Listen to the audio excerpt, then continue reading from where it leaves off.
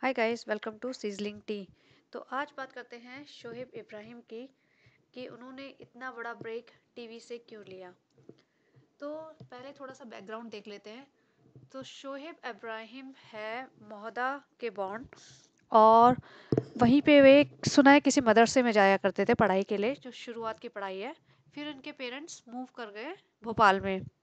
इसके पापा किसी बैंक में जॉब करते थे, कोई छोटे लेवल का जॉब करते थे। तो इन्होंने भोपाल में अपनी स्कूलिंग की, बाकी की स्कूलिंग, और इन्होंने फिर इंजीनियरिंग कॉलेज में एडमिशन लिया, जहाँ पे इनको हीरोगिरी की आदत पड़ गई और इन्होंने ड्रॉप आउट कर दिया। उसके बाद ये आ गए बॉम्बे।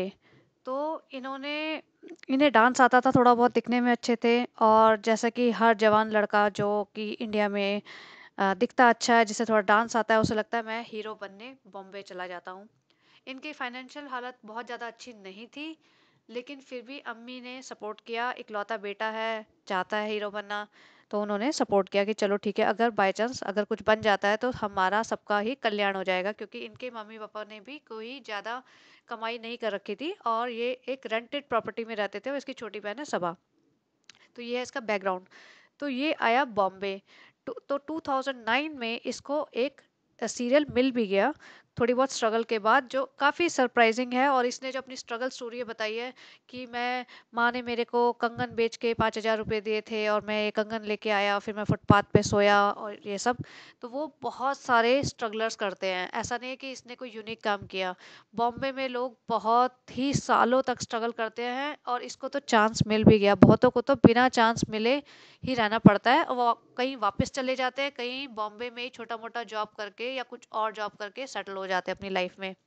अगर आप नवाजुद्दीन सिद्दीकी को देखो, तो उसकी स्ट्रगल स्टोरी, वो तो चलो अभी बहुत स्टार बन भी गया, लेकिन उसकी स्ट्रगल स्टोरी सालों की है। 14-15 साल तक वो बहुत ही एक्सट्रीमली छोटे मोटे भीड़ का एक सीन वाले रोल करता रहा, तब जाके उसकी किस्मत चमकी। तो ऐसे बहुत सारे लोग हैं। और ये जो अपने कालीन भैया हैं मिर्ज़ापुर वाले, पंकज त्रिपाठी, वो भी पहले ऐसे ही छोटे मोटे रोल करते थे, और उन्हें भी काफ़ी स्ट्रगल के बाद, काफ़ी सालों की स्ट्रगल के बाद उन्हें इस तरह का कोई रोल मिला है, और जो उनकी पहचान हुई है जिससे।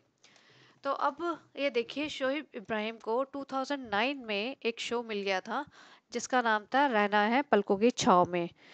2009 से 2010 एक साल उन्होंने उसमें काम किया। उसके बाद इन्हें मिला दूसरा शो 2011 से 2013 तक, करीब 2 साल इन्होंने ससुराल सिमर का में जॉब किया है, काम किया है। तो ससुराल सिमर का में काम करते करते ही इनकी मुलाकात हुई थी दीपिका कक्कड़ से, जो उस टाइम मैरिड थी। और इनके साथ काम करते करते इन दोनों का अफेक्शन डेवलप हो गया, और इनकी लव स्टोरी स्टार्ट हो गई। वो एक सेपरेट इशू है। बट 2013 में इन्होंने काम किया, और अच्छा काम किया है, थोड़ा पॉपुलर हो गए थे, फिर इन्हें वहाँ से निकाल दिया गया। तो अब उसके बाद देखिए, 2013 से इन्होंने कोई ऐसा खास काम नहीं किया। इन्होंने बीच में एक छोटा सा शो किया था, कोई लौट के आया है, और बीच में एक जरा सा एक कंटेस्टेंट का एक छोटा सा रोल किया था नच बलिए में, बीच में 2017 में। फिर उसके बाद जरा सा कोई एक छोटा सा और शो किया था, लेकिन मोस्टली ये 2000 से लेके 2013 से लेके 2022 तक इन्हें कोई मेजर काम नहीं मिला। तो अब मैं इसका रीज़न बताती हूँ। होता क्या है कि जब यंग जनता, यंग लड़के आते हैं कहीं से भी, किसी छोटे शहर से या कहीं से भी बॉम्बे, तो उनका सपना ये नहीं होता कि वो टीवी इंडस्ट्री या टीवी स्टार बन के आएंगे।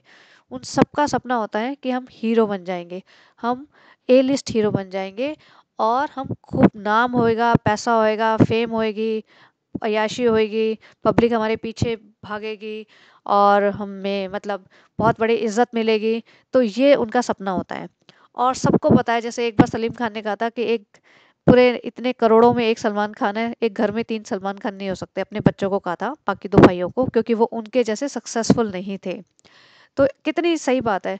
तो हर कोई सलमान खान, शाहरुख खान, आमिर खान नहीं बन सकता, रणवीर सिंह, रणवीर कपूर नहीं बन सकता। तो बट लोगों को ये समझ नहीं आता, और इसीलिए इसने ससुराल सिमर का करने के बाद सोचा अब मैं हीरो बनूंगा। और हो सकता है दीपिका ने भी बोला हो कि नहीं भैया, तुम तो हीरो मटेरियल हो, तुम ये क्या छोटे मोटे रोल कर रहे हो, हा हा हा हा, तुम तो हीरो मटेरियल हो, तुम्हें तो हीरो बनना चाहिए। तो भाई के दिमाग में चढ़ गई और उसने सोचा मैं तो हीरो ही ट्राई करूंगा। तो बहुत सारे लड़के करते हैं ऐसा।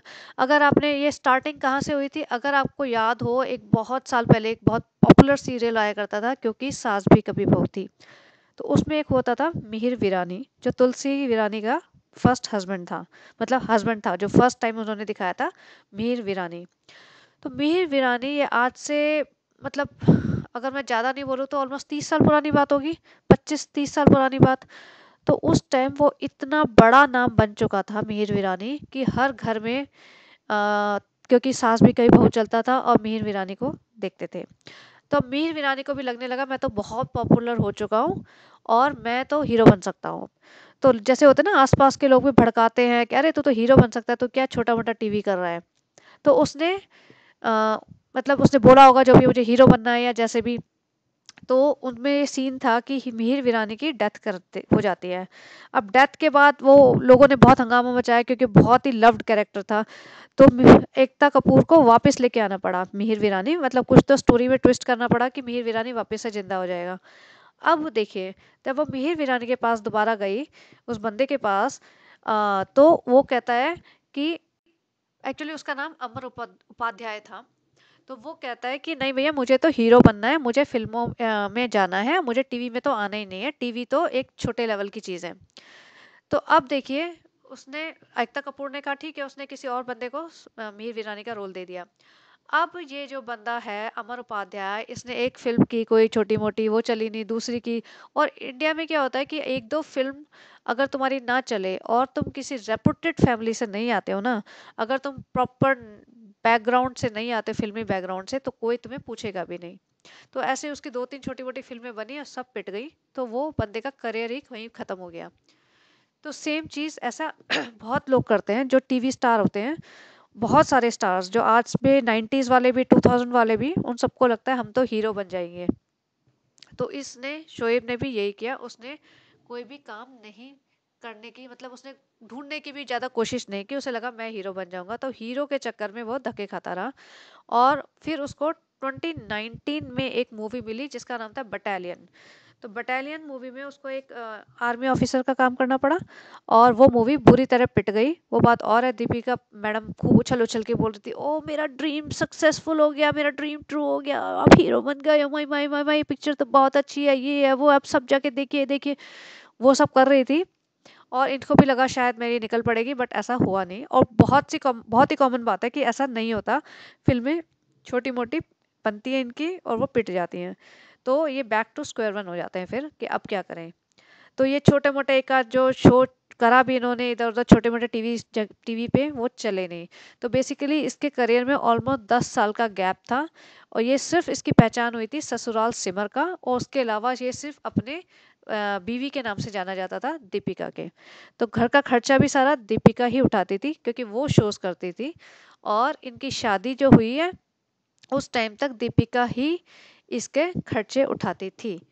अब एक बात और यहाँ पे समझने वाली है कि आजकल के टाइम पे, क्योंकि ये वो टाइम नहीं है 90s का या 80s का जहाँ पे गोविंदा टाइप लोग आ जाएंगे कहीं भी किसी भी एरिया से।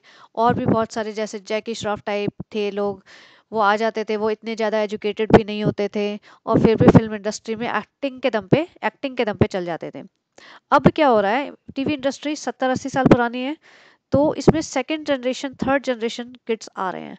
अब आप सोचिए, गोविंदा है या कोई भी बड़ा स्टार है उस जमाने का, 80s का, वो अपनी एजुकेशन उनकी किसी भी स्कूल में, एवरेज से स्कूल में हुई है, गवर्नमेंट स्कूल में हुई है, हिंदी मीडियम स्कूल में हुई है, लेकिन उन्होंने अपने बच्चों को इंग्लिश मीडियम कॉन्वेंट एजुकेशन दी है।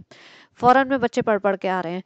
तो हमारी इंडस्ट्री जो है, फिल्म इंडस्ट्री, और इनफैक्ट टीवी इंडस्ट्री भी, फिल्म इंडस्ट्री तो खासकर, इसमें भले ही ये फिल्में बनाते हैं हिंदी में, लेकिन इनका सारा कम्युनिकेशन होता है इंग्लिश में।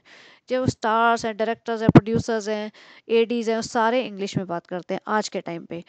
तो हमारे जनाब हैं, उनको इंग्लिश में हाथ बहुत ज़्यादा तंग है। ठीक है, उन्होंने एजुकेशन अपनी पता नहीं हिंदी मीडियम से ली है, जैसे भी है, उन्हें इंग्लिश बोलना नहीं आता। वो एक आध बार एक्सेप्ट भी कर चुके हैं कि ओ भैया इंग्लिश नहीं हमसे बोली जाएगी। तो आज के टाइम पे वो एक्सट्रीमली मिसफिट है ऐसी जगह पे जहाँ वो बात करने में झिझकते हो। क्योंकि वहाँ पे जाएंगे, लोगों से बात करनी है, अपने आप को प्रेजेंट करना है, और पार्टीज भी होंगी, लोगों से 10 लोगों से मिलना होगा, तो वो साइडलाइन कर दिए जाएंगे क्योंकि उन्हें कम्युनिकेशन में वो पुअर हैं। तो इस बात से भी एक बहुत फ़र्क पड़ता है। आज के ज़माने में आप कोई भी बता दो मुझे जिसे हिंदी ही बोलनी आती है, और वो किसी एक छोटे शहर से आया है और सिर्फ एक्टिंग के दम पे वो ए लिस्टर बन गया हो, वो नहीं बन सकता, आज के टाइम पे नहीं बन सकता। उसे टीवी इंडस्ट्री में, बॉलीवुड में इतना ज़्यादा पॉलिटिक्स है कि उसको साइड लाइन कर दिया जाएंगे। आप सुशांत सिंह का केस देख सकते हैं। सुशांत सिंह तो बहुत एजुकेटेड बंदा था और सुपर टैलेंटेड बंदा था। हमारे जनाब तो कहीं उसके सामने स्टैंड भी नहीं करते। तो आप उसको भी देख लो कि उसको कितना साइड लाइन किया जाता था। और आप बाकी लोगों को देख लो, अभी एक ट्वेल्थ फेल मूवी आई है जिसमें विक्रांत मैसी ने बहुत ही अच्छा काम किया है, लेकिन फिल्म फेयर ने उसको अपने नॉमिनेशन में एंट्री तक नहीं दी। तो अब आप उससे आपको आइडिया हो जाएगा कि जो आउटसाइडर्स हैं उसको हमारी फिल्म इंडस्ट्री कितना साइडलाइन करती है, उनको कितना दबाया जाता है।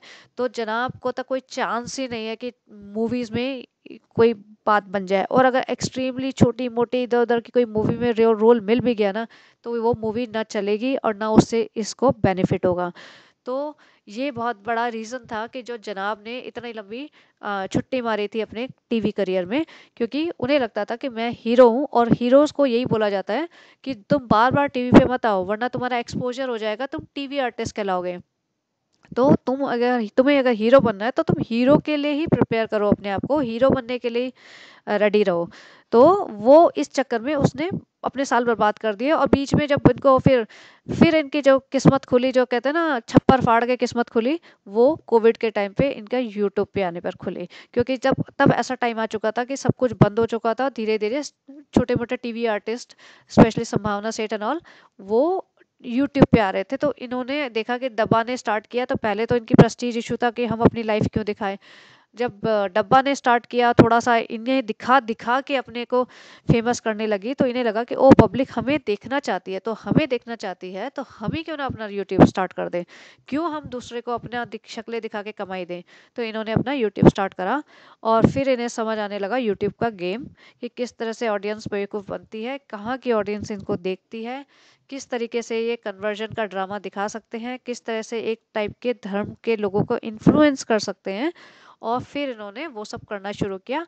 और फिर उस टीवी यूट्यूब की पॉपुलैरिटी के बेस पर, देखिए, आज के टाइम पे जो भी टीवी सीरियल बनाता है उसको अल्टीमेटली पैसा कमाना है। वो चैरिटी के लिए या पब्लिक के लिए एक स्टोरी नहीं पेश कर रहा है, उसको पैसा कमाना है। डायरेक्टर प्रोड्यूसर्स को पैसा कमाना है। तो पैसा कैसे कमाया जाएगा? जब पब्लिक देखेगी। पब्लिक कैसे देखेगी? जब उसमें एक कोई नोन फेस होगा।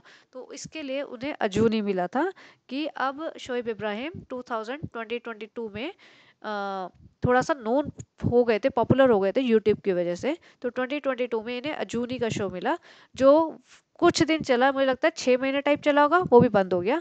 और इसी बेस पे इन्हें 2023 में झलक दिखलाजा मिला है। झलक दिखलाजा भी सिर्फ पॉपुलैरिटी की बेस पे मिला, और सिर्फ पॉपुलैरिटी की बेस पे ही ये शो, मतलब इस शो में रख रहे हैं इस बंदे को, वरना तो इसको फर्स्ट राउंड में इसको इतने कम 19 नंबर आए थे आउट ऑफ 30, ये नेक्स्ट राउंड में बाहर जा सकता था। बट इसकी पॉपुलैरिटी के बेस पे इसको वोटिंग मिलती है, या जो भी इनकी लोग हैं कि लोग इसको देखना चाहते हैं, क्योंकि इसके 3.5 मिलियन फॉलोवर्स हैं और दीपिका के 3.5 मिलियन है, तो दोनों के मिला के 7 मिलियन फॉलोवर्स हैं। आई नो बहुत सारे कॉमन फॉलोवर्स होंगे जो दोनों को फॉलो करते हैं, बट फिर भी 4-5 मिलियन फॉलोवर्स तो हैं इनके। तो इस बेस पे इसे ये शो मिला है।